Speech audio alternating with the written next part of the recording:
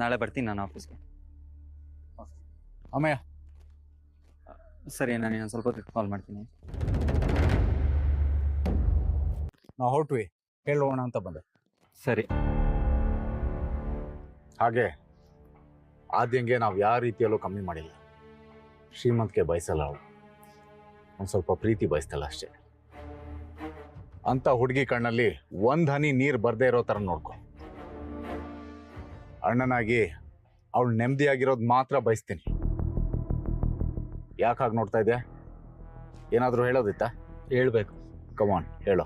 ನೀವು ನಮ್ಮ ಅಕ್ಕನ ಎಷ್ಟು ಚೆನ್ನಾಗಿ ನೋಡ್ಕೊತೀರಾ ಅನ್ನೋದ್ರ ಮೇಲೆ ನಾನು ನಿಮ್ಮ ತಂಗಿನ ಹೇಗೆ ನೋಡ್ಕೊತೀನಿ ಅನ್ನೋದು ಡಿಸೈಡ್ ಆಗುತ್ತೆ. What you mean? ಕನ್ನಡದಲ್ಲೇ ಹೇಳಿದ್ದು ಬಾವ. ಅಮ್ಮಯ್ಯ, ಏನಿನ್ ಮಾತಿನ ಟ್ಯೂನ್ ಬದಲಾಗ್ತಾ ಇದೆ? ನೀವೇ ಬದಲಾಗ್ತೀರಾ ಅಂದಮೇಲೆ ನನ್ನ ಮಾತಿನ ಟ್ಯೂನ್ ಬದಲಾಗಬಾರ್ದ ಬಾವ?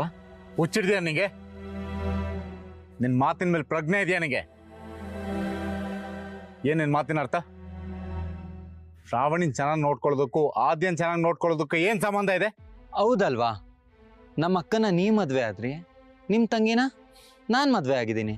ಅಲ್ಲಿ ನಮ್ಮ ಅಕ್ಕ ಕಣ್ಣೀರಲ್ಲಿ ಕೈ ತೊಳಿತಾ ಇರ್ಬೇಕಾರೆ ನಿಮ್ಮ ತಂಗಿ ಇಲ್ಲಿ ಸುಖದ ಸುಪ್ಪದ ಕೇಳಿ ಇರಬೇಕು ಅಂತ ಯಾಕೆ ಆಸೆ ಪಡ್ತಾ ಇದ್ದೀರಿ? ಏಯ್, ಏನೋ ಬ್ಲ್ಯಾಕ್ ಮೇಲ್ ಮಾಡ್ತಾ ಇದೆಯಾ? ಇಲ್ಲ ಬಾವಾ, ಡೈರೆಕ್ಟಾಗೇ ಹೇಳ್ತಾ ಇದ್ದೀನಿ. ನೀವು ನಮ್ಗಿಂತ ಶ್ರೀಮಂತರು, ಚೆನ್ನಾಗೇ ಓದಿರೋರು, ಪ್ರಪಂಚನ ಸುತ್ತಿರೋರು, ನಮಗಿಂತ ಬುದ್ಧಿವಂತರು ಕೂಡ. ಹಾಗೆ ನಮಗಿಂತ ಒಂದು ಸ್ವಲ್ಪ ಒಳ್ಳೆಯವರಾಗಿ, ಇಲ್ಲ ಅಂದರೆ ನಾನು ಒಳ್ಳೆಯವನಲ್ಲ ಅಂತ ತೋರಿಸ್ಬೇಕಾಗತ್ತೆ.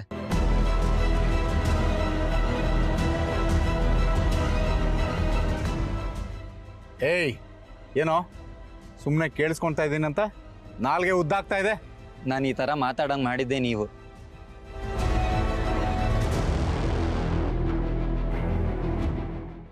ಓಹೋ, ಇದೇನಾ ನೀನು ನಿನ್ನ ಅಕ್ಕನ ಕೊಡ್ತಿರೋ ಗಿಫ್ಟು?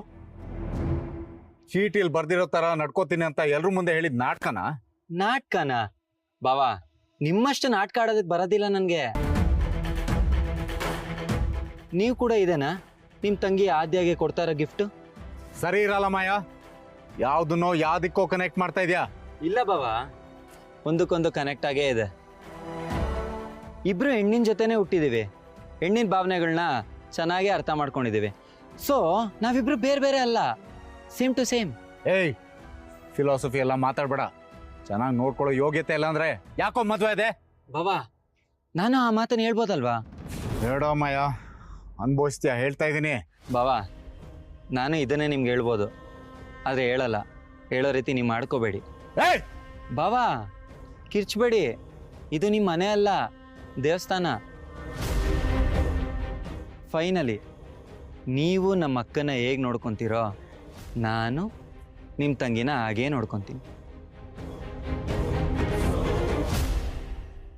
ಬಾವಾ, ಬಾಯ್.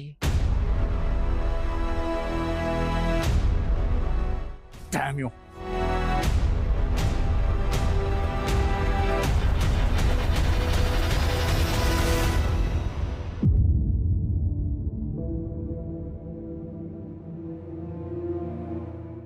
ನಿಶಿ, ಯಾಕೆ ಒಬ್ಳೆ ಕೂತಿದ್ಯಾ? ಹೊರಡೋಣ ಬಾ. ನಿಶಿ, ಈಗಾಗಲೇ ದೊಡ್ಡಪ್ಪಂಗೆ ಈ ರೀತಿ ಆಗಿರೋದ್ರಿಂದ ಎಲ್ಲರಿಗೂ ಬೇಜಾರಿದೆ. ಅವ್ರು ಆದಷ್ಟು ಬೇಗ ಹುಷಾರಾಗ್ತಾರೆ.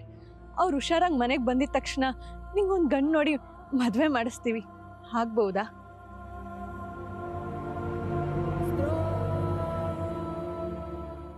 ಯಾಕಾಗಿ ನೋಡ್ತಿದ್ಯಾ ನಿಶಿ? ಶ್ರಾವಣಿ ಅಕ್ಕ, ನಾನು ನೇರವಾಗಿ ಪ್ರಶ್ನೆ ಕೇಳ್ತೀನಿ, ಉತ್ತರ ಕೊಡ್ತೀಯಾ? ಹೊರಡೋ ಟೈಮಲ್ಲಿ ಏನು ಪ್ರಶ್ನೆ ಅದು? ಬಾ, ಹೋಗ್ತಾ ಮಾತಾಡೋಣ. ಯಾವಾಗ ಅನ್ಸುತ್ತೋ ಅಲ್ಲೇ ಕೇಳಬೇಕು ಅಕ್ಕ. ಸರಿ, ಏನು ಅಂತ ಬೇಗ ಕೇಳು. ಎಲ್ಲರೂ ಕಾಯ್ತಾ ಇದ್ದಾರೆ. ಲೇಟ್ ಆದ್ರೆ ಅಜ್ಜಿ ಬೈತಾರೆ. ಸರಿ, ನನ್ನಿಂದ ನೀನೇನಾದ್ರೂ ಮುಚ್ಚಿಟ್ಟಿದ್ಯಾ? ಯಾಕೆ ಇದ್ದಕ್ಕಿದ್ದಾಗೆ ಈ ರೀತಿ ಪ್ರಶ್ನೆ ಕೇಳ್ತಾ ಇದೆಯಾ? ಎಲ್ರು ನನಗೆ ಮೋಸ ಮಾಡ್ತಿದ್ದಾರೆ, ನನ್ ಬೆನ್ನಿಂದೆ ಆಟ ಆಡ್ತಿದ್ದಾರೆ ಅಂತ ಅನಿಸ್ತಿದೆ, ಅದಕ್ಕೆ ಕೇಳ್ದೆ. ನಾನು ಸುಮ್ಮನೆ ಇರ್ತೀನಿ ಅಂತ ಅನ್ಕೊಂಡಿದ್ದಾರೆ, ಆದ್ರೆ ಅವ್ರು ಎಲ್ರಿಗೂ ನಾನು ಪಾಠ ಕಲಿಸ್ದೆ ಬಿಡೋದಿಲ್ಲ. ಹೇಳ್ಬಿಡು ಅಕ್ಕ, ಏನಾದ್ರೂ ಮುಚ್ಚಿಟ್ಟಿದ್ರೆ ಈಗ್ಲೇ ಹೇಳ್ಬಿಡು. ಯಾಕಂದ್ರೆ ನಾನಾಗ್ ನಾನೇ ಏನನ್ನು ತಿಳ್ಕೋಬಾರ್ದು ಅಲ್ವಾ, ಅದಕ್ಕೆ. ಹೇಗಿದ್ರು 2 ಫ್ಯಾಮಿಲಿನೂ ಇಲ್ಲೇ ಇದೆ. ಅವ್ರ ಹತ್ರ ಹೋಗಿ ನಿಜ ಒಪ್ಕೊಂಡ್ಬೇಡ.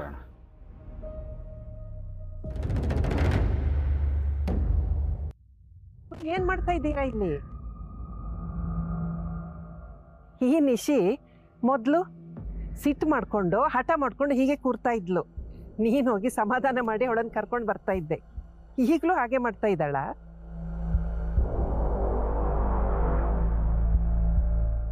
ಲೇ ನಿಶಿ, ನಿನ್ ಜೊತೆ ಹೊಂದ್ಕೊಂಡು ಹೋಗೋ ಹುಡುಗ ಸಿಗೋದು ತುಂಬಾ ಕಷ್ಟ ಕಣೆ. ಎತ್ತು ಏರಿಗೇಳಿತು, ಕೋಣ ನೀರಿಗೇಳಿತು ಅನ್ನೋ ತರ ಆಯ್ತು. ಅಜ್ಜಿ, ನನಗ್ ಹುಡುಗ ಸಿಕ್ಕಿಲ್ಲ ಅಂದ್ರೆ ನಿಮ್ಗೇನಾಗ್ಬೇಕು?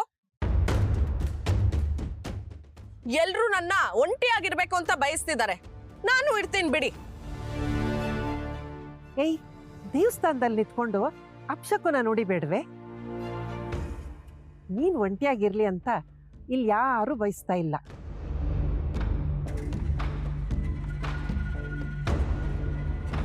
ನಿನಗೆ ಮೊದಲೇ ಇಲ್ಲಿ ಸಲದ ಯೋಚನೆಗಳು ಜಾಸ್ತಿ.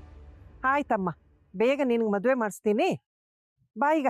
ಬೇಕಾಗಿಲ್ಲ ಅಜ್ಜಿ, ಮೊದ್ಲು ನೀವು ನನಗೆ ರೇಗ್ಸೋದ್ನ ಕಡಿಮೆ ಮಾಡಿ, ನಿಮಗ್ ಪುಣ್ಯ ಬರುತ್ತೆ. ಅದು ಸಾಧ್ಯ ಇಲ್ಲ ಬಿಡು.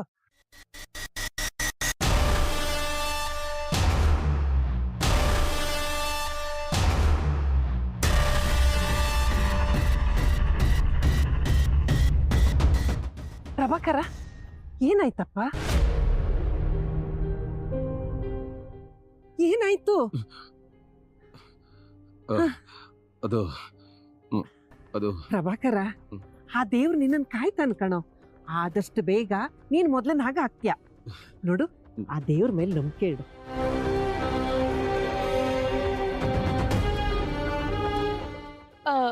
ಅಜ್ಜಿ, ಹೊರಡೋಣ. ಹೌದು, ಹೊರಗಡೆ ಎಲ್ಲ ಕಾಯ್ತಾ ಇದ್ದಾರೆ. ಎಲ್ಲ ಬೇಗ ಹೊರಡೋಣ. ಏನಮ್ಮ ನಿಶಿ ಮಹಾರಾಣಿ, ಬಾ.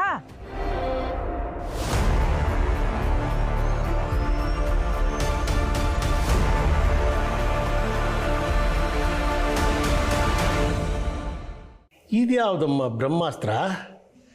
ಆ ಬ್ರಹ್ಮ ನಮ್ಮ ಹಣೆ ಬರದಲ್ಲಿ ಏನು ಬರೆದಿದ್ದಾನೋ ಏನೋ. ಈ ಆಟಗಳನ್ನು ಎಷ್ಟು ದಿನ ಅಂತ ಬರೆದಿದ್ದಾನೋ ಗೊತ್ತಿಲ್ಲ. ಇವಳು ಅವನ ಅಸ್ತ್ರಗಳನ್ನೇ ಬಳಸೋಕೆ ಹೋದ್ರೆ ಅವನು ಕೋಪ ಬಂದು ಇವಳು ಆಯಸ್ಸನ್ನು ಕಿತ್ಕೊಂಡ್ಬಿಟ್ರೆ? ಬಾವಾ, ಇದೇನು ಕಾಮಿಡಿ ಟೈಮಾ? ಅಲ್ಲ, ಟ್ರಾಜಿಡಿ ಟೈಮು. ಸ್ವಲ್ಪ ಸೀರಿಯಸ್ ಆಗಿದ್ರೆ ಡಿಸ್ಕಸ್ ಮಾಡ್ಬೋದು. ಆಯಿತು ಬಿಡಮ್ಮ. ಇಷ್ಟು ದಿನ ನನಗೆ ಗೊತ್ತಿದ್ದು ಪ್ರಭಾಕರ್ ಒಬ್ಬನೇ ಬ್ರಹ್ಮಾಸ್ತ್ರ.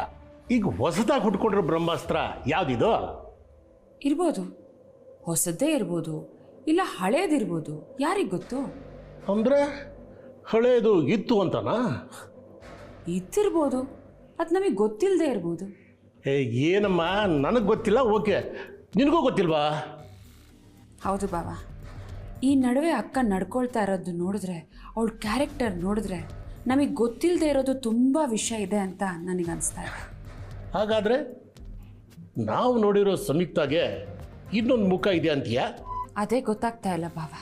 ಮೊದಲು ಆ ಬ್ರಹ್ಮಾಸ್ತ್ರ ಯಾವುದು ಅಂತ ಕಂಡುಹಿಡಬೇಕಮ್ಮ. ಹೇಗೆ ಕಂಡುಹಿಡಿತೀರಾ? ಅವಳನ್ನು ಫಾಲೋ ಮಾಡೋಣ. ವರ್ಕೌಟ್ ಆಗಲ್ಲ. ಯಾರನ್ನಾದರೂ ಗೂಢಾಚಾರಿ ಬಿಡೋಣ. ಅಕ್ಕನೇ ದೊಡ್ಡ ಗೂಢಾಚಾರಿ. ರೂಮಲ್ಲಿ ಕ್ಯಾಮ್ರಾ ಫಿಕ್ಸ್ ಮಾಡೋಣ. ಬೇಡ ಬೇಡ ಬೇಡ, ಕ್ಯಾಮ್ರಾ ವಿಷಯಕ್ಕೆ ಇನ್ನೂ ಕೆನ್ನೆ ಚುರುಗುಡ್ತಾ ಇರ್ಬೋದು ಅಲ್ವಾ? ಜೋಕಮ್ಮ, ಅದು ಬಿಡು. ಅದು ಹೇಗೆ ಕಂಡುಹಿಡಿತೀಯ? ಇನ್ನು 24 ಗಂಟೆಯಲ್ಲಿ ನಾನೇನಾದರೂ ಪ್ಲ್ಯಾನ್ ಮಾಡ್ತೀನಿ. ಏನಮ್ಮ ಪ್ಲ್ಯಾನ್ ಅದು? ಅಕ್ಕ ಶ್ರಾವಣಿನ ಸೀರಿಯಸ್ ಆಗಿ ತೊಗೊಳ್ಬೇಕು, ಆ ಥರ ಏನಾದರೂ ಪ್ಲ್ಯಾನ್ ಮಾಡ್ತೀನಿ. ಅಲ್ಲ, ನಮ್ಮ ಟಾರ್ಗೆಟ್ ಇರೋದು ಪ್ರಭಾಕರ್ ಮೇಲೆ. ಈ ಮಧ್ಯೆ ಶ್ರಾವಣಿ ಏನು? ಆ ಜಗಮಂಡನ್ ಹಿಂದೆ ಹೋದರೆ ನಾವಂತೂ ತಗ್ಲು ಹಾಕೊಳ್ಳೋದು ಫಿಕ್ಸು ಅನಿಸ್ತಿದೆ ಭಾವ. ಅದಕ್ಕೆ ಆ ಶ್ರಾವಣಿನ ಮಟ್ಟ ಹಾಕಿದ್ರೆ ಎಲ್ಲ ಪ್ರಾಬ್ಲಮ್ ಸಾಲ್ವ್ ಆಗುತ್ತೆ. ಹುಷಾರಮ್ಮ. ಮತ್ತೆ ಪ್ರತಿ ಸರಿ ಸ್ಟುಪಿಡಿಟಿ ತೋರಿಸೋದೇ ಆಯಿತು, ಈ ಸರಿ ಬೇರೆ ಏನಾದರೂ ಮಾಡಬೇಕು. Congratulation sister, congratulation. ನಿನ್ನ ಮೇಲೆ ಸಂಪೂರ್ಣ ನಂಬಿಕೆ ಇದೆ ನನಗೆ. ಮಾಡಮ್ಮ, ಮಾಡು.